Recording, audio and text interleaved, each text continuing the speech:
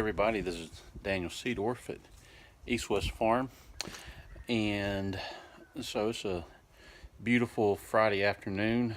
We had storms last night, a couple of tornadoes that touched down nearby, and of course I was working at the fire station, and so the wife and kids had to hunker down on their own, hide down in the cellar and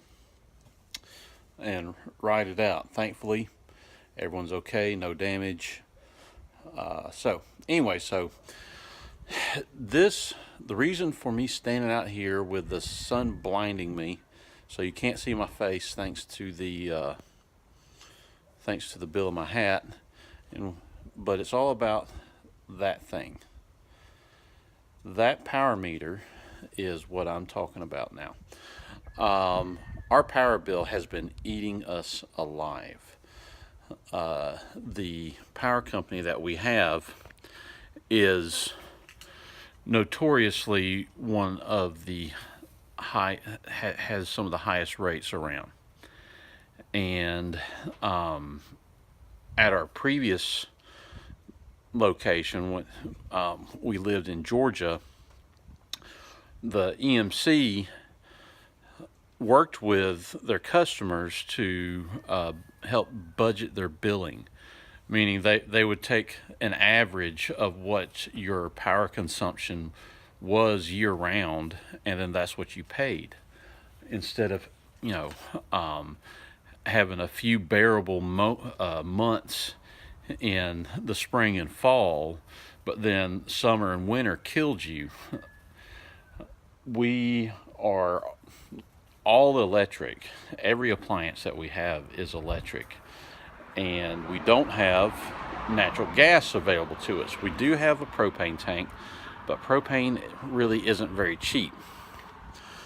So we use the propane just to kind of supplement with a wall heater that runs off of the propane gas, but it's really not a feasible thing to switch everything to propane. We wouldn't really save any money. And I have studied on solar. Solar power would actually be very doable for us, except it's really expensive to do it significantly enough to make a difference. So I came across a local business who installs a capacitor onto your residence or your business that and it's really hard to explain, but if you understand how a capacitor works, and I don't really understand how it works, but basically it makes everything that has a motor, such as refrigerators, freezers, your HVAC, all those things that operate with a motor, helps them to not surge in energy when they start up, and also to run smoother.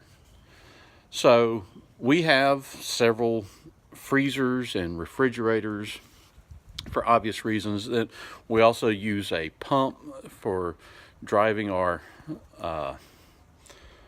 milking, and so anyways, we're spending a lot of money every month. Like right now, without using anything other than just the lights in the house and the freezers and refrigerators, we're spending about $400 a month. So when we want to cool things off or warm the house up in the dead of winter or the heat of the summer, we almost double our power bill. So anyways, we came across this company that installs this device. I'm not going to name them just yet, because I want to see how it pans out, how it works. but they have just tons of testimonies from other customers.